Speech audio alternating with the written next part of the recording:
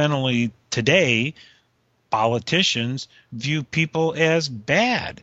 They view people as being evil and trying to get something for nothing, and they have to be shackled and they have to be regulated and controlled and at every inch of the way.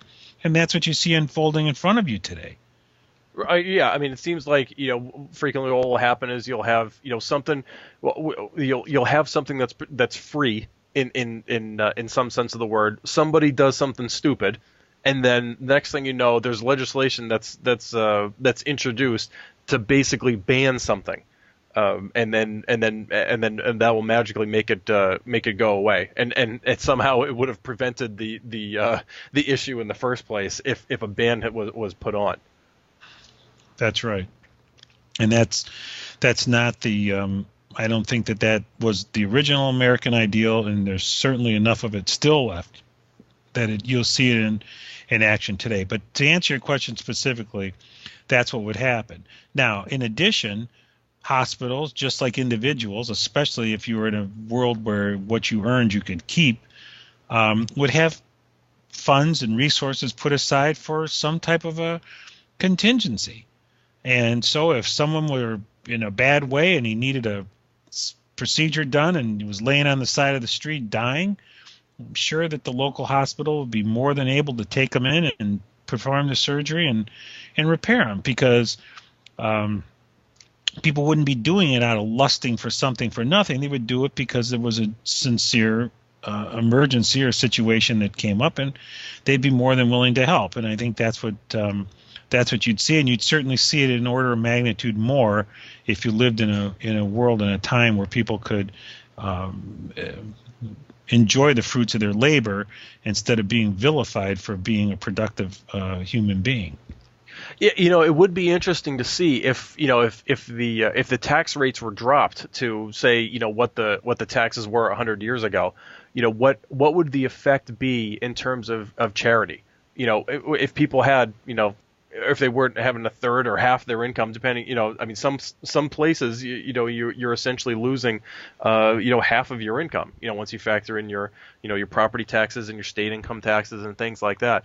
So it'd be interesting to see, how much of an impact, charity would have if people had that money and they personally could pick what they did. Because it seems like the justification for many of these taxes is, you wouldn't be nice enough, or you're not, you're too evil to want to help these other people, so we're going to do this by forcing you. Like at the point of the gun, basically saying, if you're not going to pay your taxes, we're going to come and throw you in jail because we know better as to how to take the money for this other person that maybe you would want to help because you had an interest in helping someone. Maybe you wanted to help somebody who was reminded you of yourself when you were a kid or something like it, or was part of a cause that you identified with, as opposed to, you're gonna fork over this money and we're going to pick exactly where that quote charity money would go, and to see what the effect would be. I mean, I don't think we'll ever actually see that, but it would be interesting to take a look and see if there was actually more charity being given out, when it was done voluntarily as opposed to, at the barrel of a gun.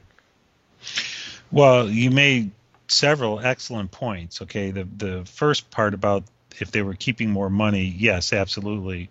There would be much more of that, and it would be done by a means that they could afford. So that just would positively snowball.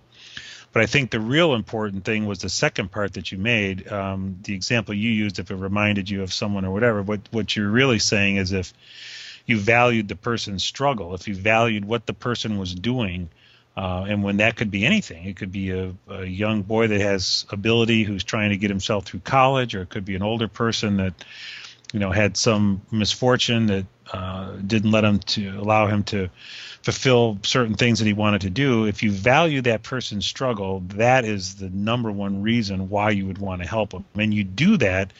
The ironic thing is you do that on selfish grounds because you derive pleasure from helping this person achieve their values because the struggle or what they're trying to do is noble. It's a value to you. and you're doing it from that perspective, as opposed to someone comes up to you and lays out their sores in front of you and says, now you help me because I have all these sores. That's very different. So I think that point that you made is really, really key. And as you see that unfold, that creates even more benevolence in the society, because people are legitimately wanting to better themselves, and others that will see that and are willing to help them get gratification from that. I know I've had personally many experiences with that, and it's quite gratifying, but I don't look at it as a sacrifice, and I don't look at it as being subjected to some type of a weakness. I look at it as someone that, for whatever reason, their struggle is noble, and I would like to support it, and I have supported it, and I'm sure most people would drive the same conclusion. So that's a really key point, though, that you brought up. Okay, yeah, I mean that's something that I've definitely thought about, and it made at least it made sense to me. So, but getting back on track here. So what?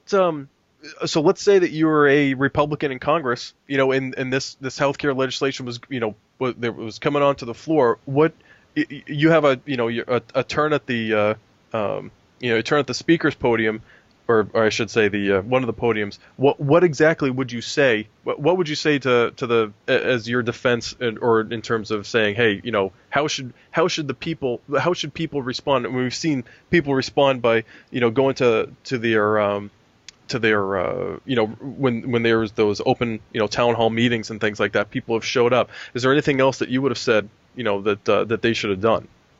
Well, I think the big one we covered, of course, was the rights, and we don't need to go over that one again. But I think the more poignant, very concrete action that, in your example, the Republicans should have got up there and preached, was that every doctor in the United States walk off their job and not show up for 3 or 4 days until they can and see that kind of unity and see what the implications of that does, and then think again about what gives these politicians the right to hold these people as slaves. And I think when you see those type of actions, and your buddy down in Florida that you gave was a perfect example. Well, I would say he was my buddy, but yeah, he's an example. You need that on a massive scale, and you need people that have the moral conviction, like we do, to stand up and take the heat for it, knowing that morally you're correct, that morally those people have the right to live their life, and it's the purpose of the government is to protect them so that they have that right to live their life, not to shackle them. Right, because I'm sorry. And if you did that, you'd be surprised how quickly the quicksand that the Democrats' arguments are standing on would be blown away, because just that one action would be so powerful, especially when you did it on the grounds that they have a right to their life, etc. But that's what you needed. You needed drastic, immediate, concrete examples, actions that could be taken. Right, because they didn't. By forcing those people, by forcing the doctors to accept these patients. You're essentially, or to fine people for not wanting to purchase health insurance. So you're essentially, if you're saying, okay, well, you have to do this, you're essentially trampling on the rights of the doctors, and because the doctor is essentially going to have to take money out of their pocket to do this, or you're gonna steal from the taxpayers, because you're saying now that if the doctor isn't opening up their wallet to pay for it. And the person who wants the care, who says I have a right to it, the only person who's left is another taxpayer who's basically getting stuck with the bill. So they're being denied their right to their own property. That's right. So anyhow, that would have been the key thing. We would have taken the example of the gentleman in Florida and multiplied it, raised it up 5x, and then multiplied it across the entire country for a week, and it would have changed a lot of things. But in order to do that, you have to have conviction. In order to do that, you have to have clarity. And in order to do that, you have to truly want to live in a rational world. And the problem that you see today with the Republicans, they're willing to change the regulation by 10% or 5% or whatever. What we're arguing is smash the particular legislation or the principle or the action or whatever it is to pieces. And that's the difference. And by smashing it, you mean through the legal process, essentially. Through intellectual arguments, which hopefully with the ones we're putting forth here are helpful and are illuminating, but those type of actions would be taken, and that's the only way you can stop them. You have to cut down the root of their argument. You have to cut down the principle of which everything that they're saying stands on.